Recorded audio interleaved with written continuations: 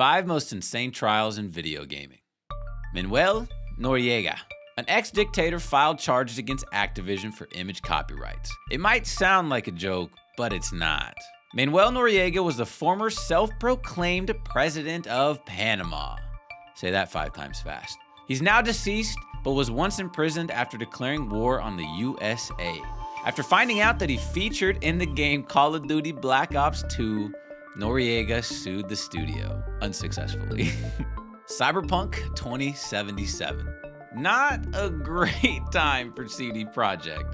After a lot of coverage of their futuristic games flop, the studio is being threatened by a Polish government agency that protects consumer rights. In fact, if CD Projekt can't take the necessary actions to fix the game and respond to players' criticism, they could face a fine of up to 10% of their 2020 revenue. Not sure they can afford that.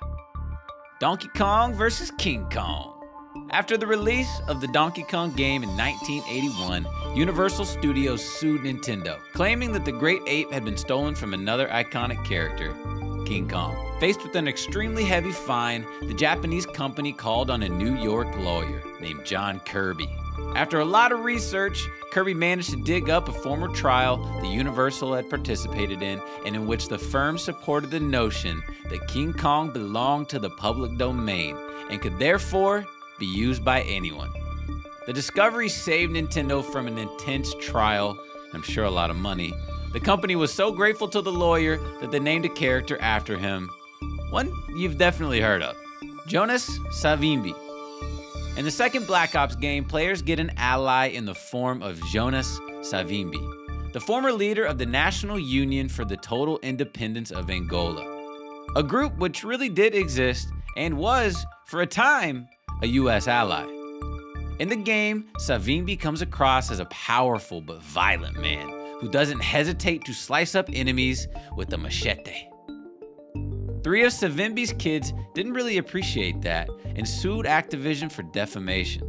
In the end, the trial was annulled based on a technicality. Leland versus Rockstar Games.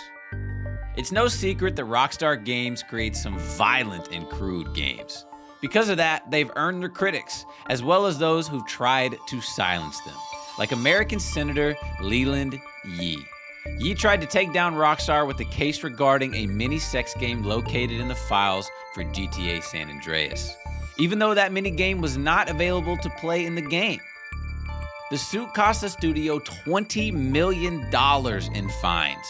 But in 2014, Leland Yi was charged with abuse of power, corruption, racketeering, and even weapons trafficking. Yi pleaded guilty and faced 20 years in prison and a $25,000 fine. In the end, he served just 5 years. I mean, after all, weapons trafficking, it's not like it's as bad as video game violence, right?